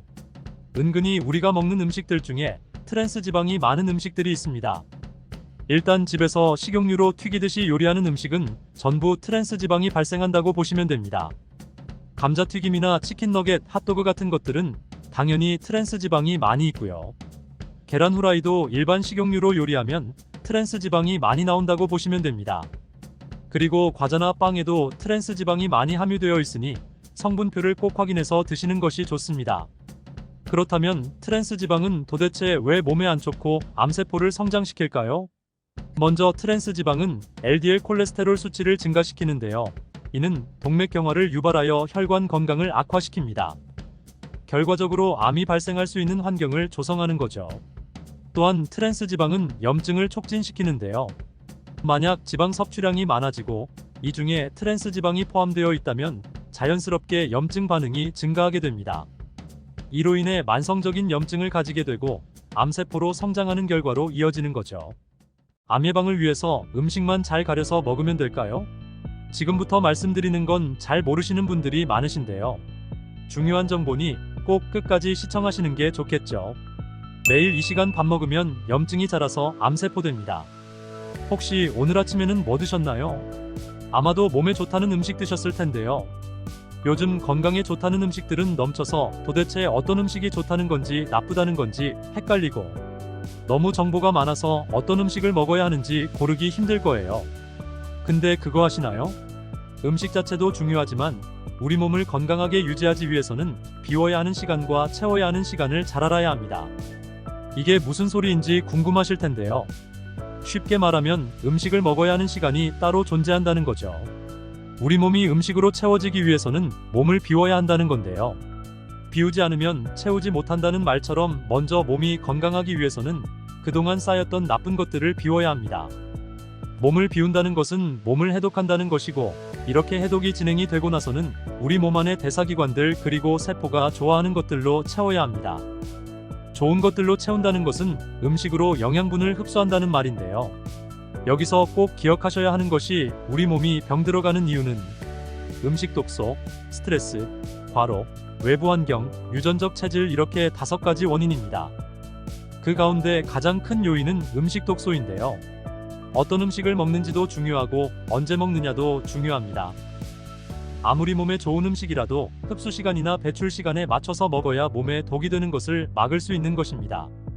음식 독소는 우리 몸에 미치는 영향이 광범위하고 치명적인 만큼 이를 극복하기 위한 방법도 다양하게 연구되어 왔는데요. 다행인 것은 음식 독을 없애는 것은 다른 독을 상대하는 것보다 훨씬 수월하다는 것입니다. 하지만 음식 독소를 없애기 위해서는 일반적으로 알고 있는 적게 먹는 것 또는 꼭꼭 씹어 먹는 것 이외에도 언제, 어떻게, 무엇을 먹어야 하는지도 알아야 합니다. 이번 영상에서는 음식을 먹는 시간, 즉 우리 몸을 위해서 음식을 채워야 하는 시간과 비워야 하는 시간, 그리고 특히 아침 공복의 독소 배출을 위해 꼭 먹어야 하는 음식 5가지에 대해 알아볼 텐데요. 영상 끝까지 보시면 우리 몸이 어떤 원리로 대사를 하는지, 그리고 아침 공복에 어떤 음식을 먹어야 하는지 잘 아실 거예요. 음식도 먹어야 하는 시간이 따로 있다. 지금부터 말씀드리는 것은 정말 중요한 내용입니다. 꼭 기억하셔야 합니다. 바로 음식 먹을 때 기존에 먹던 시간에 그냥 먹으면 안 되고 몸의 배출 시간과 흡수 시간에 맞춰서 먹어야 한다는 건데요. 우리 몸은 24시간 생체 리듬에 의해 효율적으로 운영되고 있습니다. 그래서 아무 때나 먹고 아무 때나 배설하고 아무 때나 잠든다면 흡수와 배설, 회복에 지장이 있게 되는데요. 바로 생체 리듬이 깨지는 거죠. 그런데 대부분 많은 분들이 어떤 것을 먹을 것인가에는 민감하지만 먹는 시간에 대해서는 대수롭지 않게 여깁니다. 예를 들면 그동안 우리는 아침은 든든하게 먹어야 한다고 배워왔는데요. 아침은 황제처럼, 점심은 서민처럼, 저녁은 거지처럼 먹으라는 말이 있을 정도로 아침의 중요성은 끊임없이 강조되어 왔습니다. 그런데 과연 그 말은 옳은 것일까요? 지금까지 이에 대한 논란은 많이 거론되었는데요. 하루 24시간을 3등분하면 8시간으로 나뉘는데요. 이 시간 중에서 식사에 적당한 시간은 낮 12시부터 저녁 8시까지입니다. 바로 이때가 인체가 활발하게 활동하면서 영양물질을 흡수하는 시간입니다. 따라서 신체 리듬을 유지하기 위해서는 이 8시간 안에 먹는 일을 모두 마쳐야 합니다. 그동안 알고 있었던 대로 아침을 먹어야 두뇌 회전이 잘 되고 하루를 활기차게 열 수 있다는 것은 생체 리듬하고 안 맞는 말이 되는 거죠. 생체 리듬으로 보자면 오전 시간은 인체가 정화되고 해독되는 배출의 시간입니다. 이 시간에 식사를 하는 것은 몸에 득이 아니라 해가 되며 어떤 면에서는 야식보다 더 나쁘다고 할 수 있습니다. 극단적인 예로 용변을 보아야 하는 시간에 고영의 음식을 먹게 되면 인체가 정화, 해독, 배설에 들이는 에너지를 소화, 흡수에 사용하게 되어 오히려 독소가 쌓이게 되는 거죠. 다시 말씀드리면 새벽 4시부터 정오 12시까지는 인체가 배출을 하는 시간이니 꼭 기억하시고요. 이 시간에는 몸에 쌓인 노폐물을 제거하는 등 스스로 정화하는데 배출의 시간이다 보니 영양물질의 흡수는 원활하지 않다는 거죠. 새벽 4시부터 정오 12시까지가 배출이라면 나머지 시간은 어떤 시간일까요? 바로 낮 12시부터 저녁 8시까지가 흡수 시간인데요. 이때가 음식을 섭취했을 때 몸의 생체 리듬상 영양분을 흡수하는 시간인 거예요. 따라서 이 시간에 우리가 필요한 영양분을 가진 음식들을 섭취하면 되는데요. 사람에 따라 탄수화물, 단백질, 지방 같은 3대 영양소를 골고루 드시는 게 좋습니다. 그렇다면 저녁 8시부터 새벽 4시까지는 어떤 생체 리듬이 있을까요? 이 시간은 나눔과 복구의 시간인데요. 우리 몸에서 복구 호르몬이 분비되며 낮 동안 피로해진 신체를 치료하고 다친 세포를 복구하는 시간인 거죠. 근데 이 시간에 음식물을 섭취하거나 잠을 자지 않으면 세포는 정상적으로 해야 할 일들을 하지 못하게 되는데요. 그래서 비우고 채우는 것만큼이나 중요한 것이 잠을 잘 자는 것입니다. 수면의 질이 떨어지거나 부족하면 항상성과 면역력이 저하되어 세포에 염증이 생기고 나아가 암세포로 변할 수 있는 상황이 만들어지는 거죠. 하루 24시간을 정리해보면 낮 12시부터 오후 8시까지는 흡수의 시간이고 오후 8시부터 새벽 4시까지는 복구의 시간, 그리고 새벽 4시부터 정오 12시까지가 배출의 시간인 거예요. 그럼 여기서 잠깐, 아침에 일찍 일어나시는 분들이 많으신데요. 그런 분들은 낮 12시까지 아무것도 먹지 말고 있어야 할까요? 새벽 4시부터 정오 12시까지가 배출의 시간이고 아침 공복 시간으로 정말 중요한 시간인데요. 이 시간에 아무것도 먹지 말아야 하는 것이 아니고 배출의 시간인 만큼 배출에 도움이 되는 음식을 먹어야 하는데요. 아침 공복의 독소 배출을 위해 꼭 먹어야 하는 음식, 첫 번째는 사과입니다. 사과는 우리 몸에 유해 콜레스테롤을 낮추는 효과가 있는데요. 주먹만한 크기의 사과 한 개에는 식이섬유 4g 정도가 들어있고 이 식이섬유가 팩틴의 형태를 취하고 있고요. 바로 이 팩틴이란 성분이 수용성 식이섬유로서 유해한 콜레스테롤을 낮추는 것과 연관이 있는 것입니다. 또한 사과가 제공하는 식이섬유는 칼로리를 소비하지 않으면서도 포만감을 오래 지속시켜줍니다. 이 포만감의 원리는 우리의 몸은 설탕이나 정제된 곡물에 비해서 복합 식이섬유를 소화하는 데에 더욱 오랜 시간을 사용하기 때문에 일어나는 현상입니다. 그리고 사과는 면역 체계를 증강시켜 주는데요. 사과에는 꽤 많은 양의 면역 체계에 도움을 주는 비타민 C가 있습니다. 사과 껍질에 포함되어 있는 물질 중 하나인 우르솔산이라는 물질은 비만의 위험성을 낮추는 것과 연관이 있는 것으로 밝혀졌습니다. 이 물질이 칼로리 소모를 증가시키고 근육을 증가시키기 때문이라고 하며 다이어트에도 효과가 있습니다. 또한 사과 껍질에서 찾아볼 수 있는 퀘르세틴이라고 불리는 산화방지제 성분을 통해서 폐 건강에 도움을 줄 수 있는데요. 한 주에 적어도 5개 이상의 사과를 섭취하는 것이 좋습니다. 그 외에 치매 예방에도 효과적인데요. 그 이유는 사과로 인한 아세틸콜린 생성 증대와 연관이 있습니다. 이 물질은 신경세포 간 의사소통을 진행하게끔 하는 것으로 기억력을 증진시키고 알츠하이머 즉 치매가 발병할 확률을 크게 낮추어주는 역할을 하는 것입니다. 이렇게 좋은 사과를 아침에 어떻게 먹어야 좋을까요? 민간요법 중에서 추천하는 방법으로는 날 것으로 먹으면 좋지만 소화가 잘 안 되는 분이나 특히 환자분들은 사과를 삶아 먹으면 아침에 먹을 때 위장에 무리가 안 가서 부담 없이 먹을 수 있는 조리법입니다. 특히 위장이 약하고 식체, 구토 설사 또는 변비가 있으신 분들은 사과를 껍질째 얇게 썰어서 20도의 식염수에 67시간 담갔다가 꺼내서 즙을 내고 이것을 매일 수시로 100g씩 마시면 놀라운 효과를 보실 것입니다. 일반적으로 병이 없는 분들도 반 컵씩 마시면 위장 좋아지고 소화가 잘 되면서 변도 잘 보는 효과를 누릴 수 있습니다. 이렇게 사과는 신진대사를 촉진하고 동시에 피부에 윤기를 주는데요. 이것은 사과 안에 풍부한 산과 사과철을 함유하고 있기 때문입니다. 남성이 먹으면 건강해지고 여성이 먹으면 아름다워진다는 말이 있을 정도입니다. 오늘부터 아침에 사과 꼭 드셔야겠죠? 두 번째는 오트밀입니다. 오트밀이 생소하실 수 있는데요. 오트밀은 귀리를 볶은 다음 거칠게 부수거나 납작하게 눌러 만든 식품이에요. 이미 외국에서는 아침 식사 대용으로 즐겨 먹는 대표적인 음식이지요. 외국에서 아침 식사 대용으로 즐겨 먹는다는 것은 그럴만한 이유가 있다는 거예요. 귀리는 곡물의 왕이라는 별명이 있을 정도로 영양가가 높은데 특히 베타글루칸이라고 불리는 독특한 섬유질을 함유하고 있는데요. 귀리에 있는 베타글루칸은 LDL 콜레스테롤의 혈중 농도를 낮춰주어 심혈관계 질환의 위험을 줄일 수 있습니다. 게다가 과식을 예방할 수 있는 호르몬인 펩타이드 분비를 촉진시켜 포만감을 오래 유지할 수 있고요. 또한 오트밀은 철분, 비타민 B, 망간, 마그네슘, 아연, 그리고 셀레늄의 좋은 공급원이기도 합니다. 보통 오트밀을 구입하면 건조된 압착곡물 형태이기 때문에 어떻게 먹어야 할지 고민이 되실 텐데요. 냄비에 오트밀과 물을 넣고 끓여서 드시면 누룽지 같은 느낌으로 드실 수 있는데요. 쌀로 누룽지를 만들어 먹는 것보다 당흡수가 적어 건강식으로 아침에 먹기에 딱 좋은 음식이 될 거예요. 근데 오트밀만 먹으면 맛이 없다고 느끼실 수 있는데요. 오늘 추천드린 다른 음식들과 같이 섞어서 드시면 맛과 영양 둘 다 챙길 수 있을 거예요. 세 번째는 견과류입니다. 너무나 잘 아시는 견과류는 항산화 물질의 훌륭한 공급원인데요. 주요 성분으로는 마그네슘과 칼륨, 불포화 지방산을 많이 함유하고 있습니다. 특히 아침에 먹기에 좋은 견과류는 고단백 식품이면서 지방과 섬유질 함량도 높은 편이기 때문에 포만감을 오래 유지시킬 수 있습니다. 바로 이 포만감을 오래 유지하는 것이 점심 식사를 조절하는 데에도 도움이 되기 때문에 아침에 먹으면 좋은 음식으로 견과류를 꼭 추천드립니다.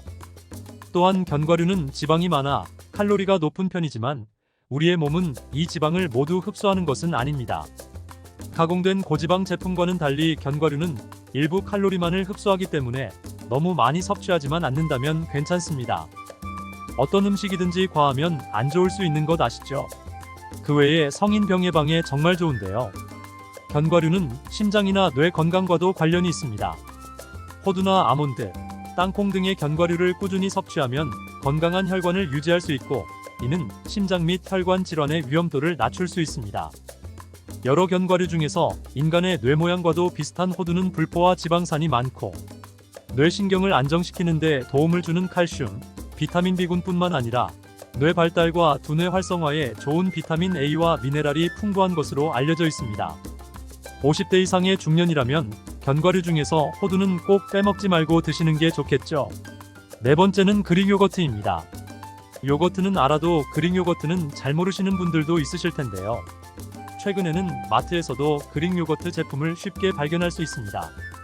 그릭 요거트는 일반 요거트와 비교하면 단맛이 적지만 건강에는 훨씬 이롭다고 알려져 있습니다.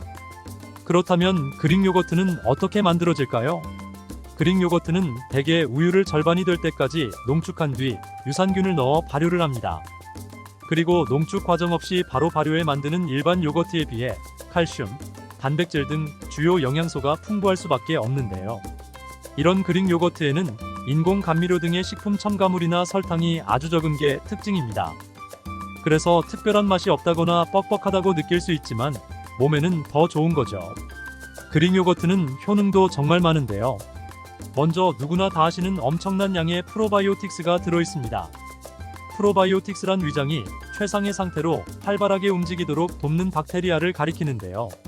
장이 건강해지면 소화만 잘 되는 게 아니고 잠이 잘 오고 면역력이 강해지며 뇌 건강에도 좋은 영향이 있습니다.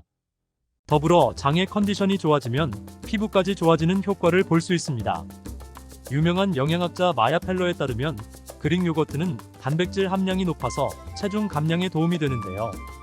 왜냐면 단백질이 풍부한 식사를 하면 포만감이 오래 유지되기 때문에 군것질을 하거나 폭식을 할 위험이 줄어들기 때문입니다. 특히 아침에 운동으로 하루를 시작하는 분들이 있는데요. 이런 분들은 운동하고 나서 지친 근육에 그릭 요거트가 효과적입니다. 바로 단백질에 든 아미노산이 손상된 근육 조직을 재건하고 새로운 근육 세포를 생산하도록 돕기 때문입니다. 또한 영양학자들은 골다공증을 예방하고 싶다면 그릭 요거트를 먹으라고 권하는데요.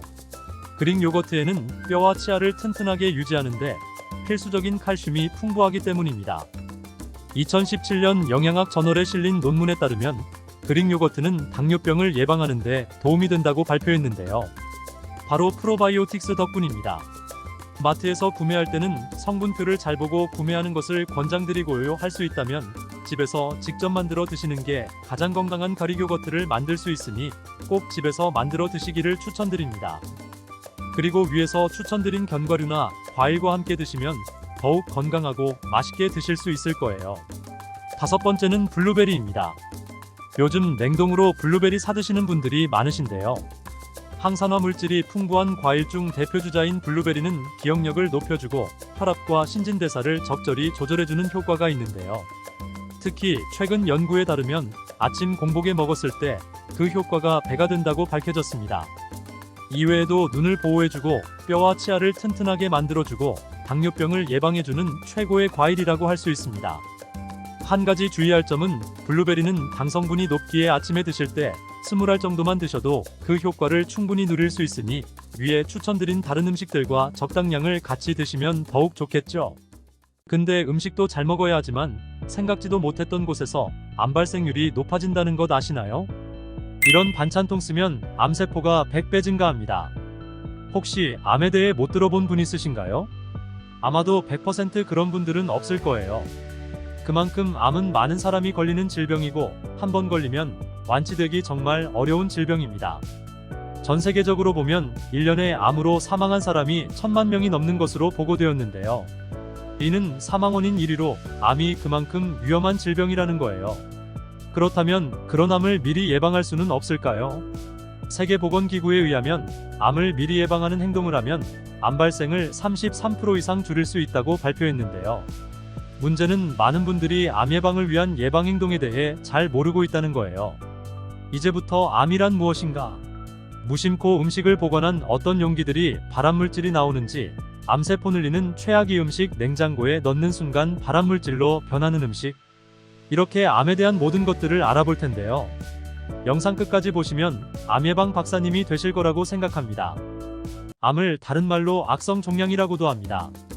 보통 종양이라고 하면 신체 조직의 자율적인 과잉 성장에 의해 비정상적으로 자라난 덩어리를 의미하는데요. 종양은 양성 종양과 악성 종양으로 구분할 수 있습니다. 여기서 양성 종양이 비교적 성장 속도가 느리고 전이되지 않는 것에 반해 악성 종양은 주위 조직에 침투되면서 빠르게 성장하고 신체 각 부위에 확산되거나 전이되어 생명을 위협하게 되는 겁니다. 따라서 악성 종양을 암과 동일한 의미로 생각할 수 있는 거예요.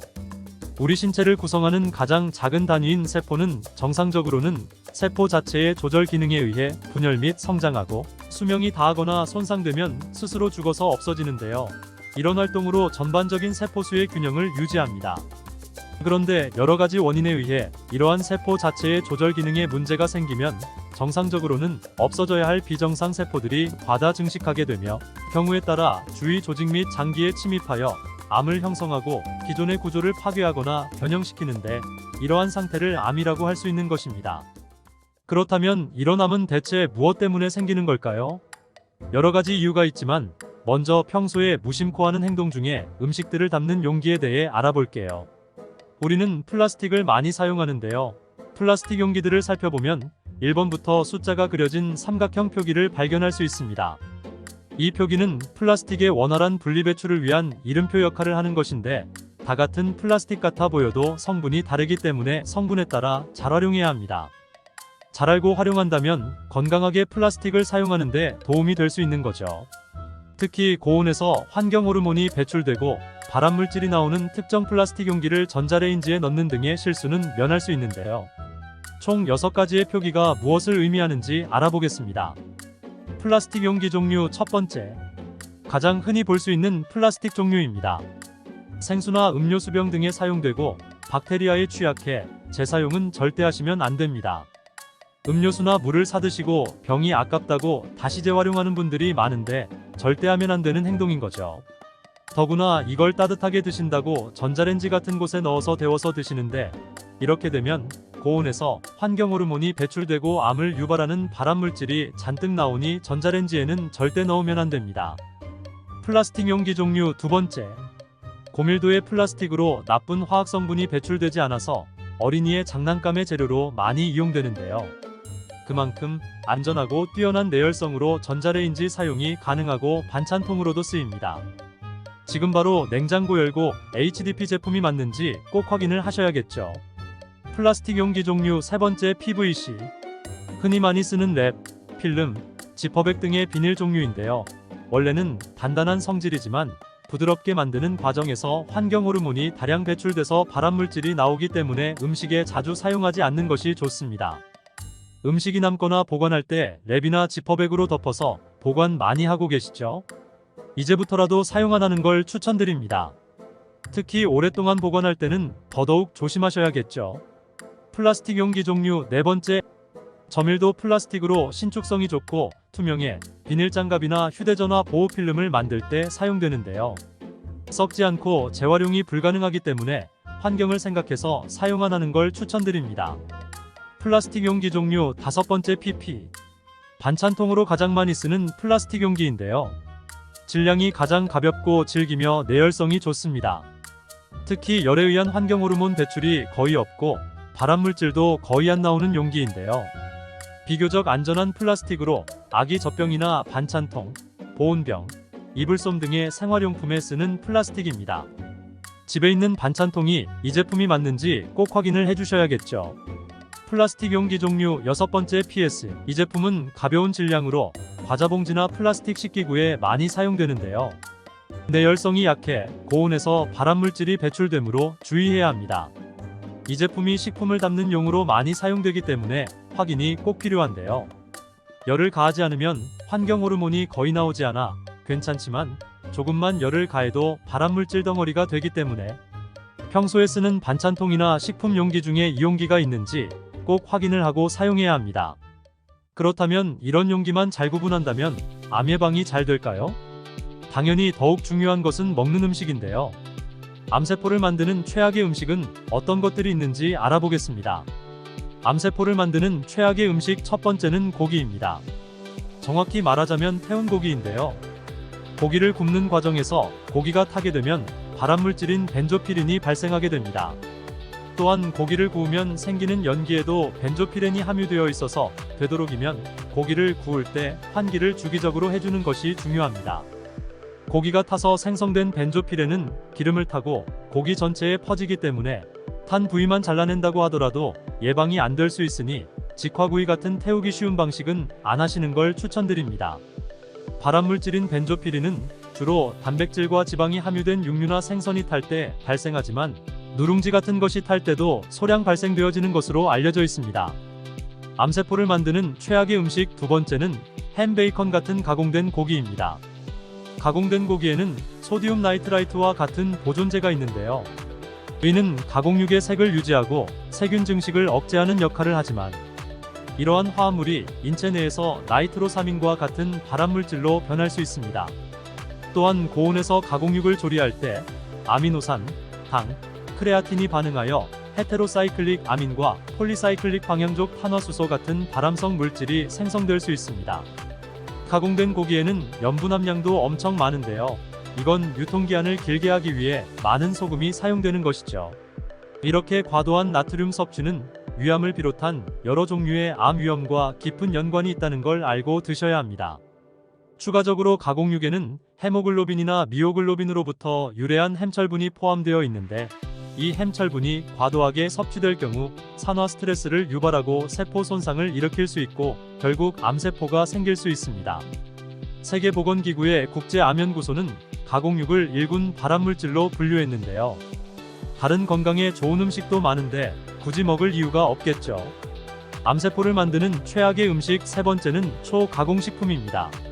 초가공식품이라는 것은 분리단백질, 경화유, 고과당 옥수수 시럽, 향미증진제, 인공감미료, 그리고 증점제와 같은 산업가공으로부터 나온 성분을 포함한 식품을 말하는데요. 대표적인 예로 탄산음료와 에너지 드링크, 시리얼, 냉동 피자, 캔디 등이 있습니다. 2018년 영국 의학 저널에 게재된 약 10만 5천 명의 데이터를 포함한 연구에 따르면 초가공식품 먹는 비율을 10% 증가시키면 전체 암에 걸릴 위험이 12%나 크게 증가하고 유방암 발병 가능성이 11% 증가하는 연관성이 있다는 것을 발견했다는 연구 결과가 있습니다. 초가공식품은 포화지방, 첨가된 설탕, 소금이 많지만 섬유질, 비타민, 미네랄과 같은 필수 영양소가 적습니다. 또한 헤테로사이클릭 아민 및 다원방향족 탄화수소와 같은 가공 과정에서 형성될 수 있는 발암성 화합물이 포함되어 있는데요. 암뿐만 아니라 초가공식품 섭취는 제2형 당뇨병과 심장병을 포함한 많은 다른 만성 질환과 긴밀한 연관이 있어 사망 위험 증가와 관련이 있습니다. 의사들이 가공식품 먹지 말라고 하는 이유에 대해 이제 잘 아시겠죠? 이렇게 가공된 음식들 말고도 그냥 먹을 때는 몸에 좋은 음식인데 냉장고에 넣으면 발암물질로 변하는 음식도 있습니다. 무심코 냉장고에 이 음식들을 넣으시는데요. 냉장고에 넣으면 발암물질로 변하는 음식은 어떤 음식일까요? 냉장고에 넣는 순간 발암물질로 변하는 음식. 첫 번째는 감자입니다. 정말 깜짝 놀라셨죠? 지금도 냉장고에 감자 보관하고 계신 분들 많으실 텐데요. 감자는 보통 오래 먹을 양을 구매하는 경우가 많기 때문에 보관을 위해 냉장고에 넣으시는 분들이 많으신 거예요. 하지만 감자를 냉장고에 보관할 경우 감자의 녹말 성분이 당분으로 변하면서 아크릴 아마이드라는 발암물질을 발생시키게 됩니다. 이 아크릴 아마이드는 미국의 국립암연구소에서 발암물질로 규정한 만큼 독성이 강한 물질인데요. 감자를 보관하는 가장 좋은 방법은 햇빛이 들지 않는 서늘한 곳에 종이 상자 등을 이용해 보관하는 것이 가장 좋습니다. 이때 감자를 사과와 함께 보관하면 사과에서 에틸린이라는 가스가 감자에서 싹디엘 나오는 것을 늦춰주기 때문에 함께 보관하면 더욱 좋습니다. 혹시 지금 냉장고에 보관 중이라면 상온에 일주일 정도 두는 것만으로도 원래대로 돌아간다고 합니다. 다른 방법으로는 감자를 조리하기 전 물에 15분 정도 담가두면 아크릴 아미드를 만드는 성분이 물에 어느 정도 흘러내려간다고 합니다. 냉장고에 넣는 순간 발암물질로 변하는 음식. 두 번째는 참기름입니다. 참기름은 참깨를 볶은 후 압착해 짜낸 기름으로 특유의 고소한 향미를 가지고 있습니다. 불포화 지방산이 80%를 이루고 있으며 천연 항산화제인 세사몰, 세사몰린 등을 함유하고 있는 건강한 식품인데요. 참기름에는 산패를 막아주는 미근한 성분이 풍부해서 짙은 병에 그늘진 곳에 상온 보관하면 최대 2년까지 두고 먹을 수 있습니다. 하지만 참기름을 냉장 보관하게 되면 산패가 발생될 수 있습니다. 산패된 기름은 담배보다도 무려 1만 배나 많은 발암물질이 있기 때문에 보관 방법이 중요한 것입니다. 그리고 참기름은 가열점이 낮기 때문에 절대로 열을 가하면 안 되는데요. 조리하면서 과한 열을 가하면 산패가 진행될 수 있기 때문에 주의해야 합니다. 그렇다면 들기름도 같은 방법으로 보관하면 될까요? 들기름은 참기름과 반대로 빛과 열에 민감하기 때문에 반드시 냉장 보관해야 하는데요. 들기름을 상온에 보관하면 참기름과 반대로 빨리 산패가 됩니다. 들기름의 약 60%는 오메가3 계열인 알파리놀렌산인데 이 알파리놀렌산이 상온에서는 쉽게 산화되기 때문입니다. 만약 산패된 들기름을 계속 섭취하게 되면 뇌혈관이 막혀 각종 문제가 생길 수 있고 심하면 암 발생뿐 아니라 치매의 위험까지 발생할 수 있어 주의하셔야 합니다. 냉장고에 넣는 순간 발암물질로 변하는 음식. 네 번째는 마늘입니다. 거의 모든 요리에 감칠맛을 내는 대표적인 식재료인 만큼 대량으로 구매해서 보관하는 경우가 많은데요. 마늘은 수분에 취약해서 냉장 보관 시 자체 수분 함량 때문에 쉽게 물러져 곰팡이가 생기게 됩니다. 곰팡이가 생긴 마늘을 섭취하게 되면 암 발생 위험이 증가하는 건 당연한 거고요. 특히 껍질째 보관 중인 마늘을 냉장고에 넣으면 싹이 나고 곰팡이가 피기 때문에 꼭 서늘하고 건조한 곳에 보관하는 게 좋습니다.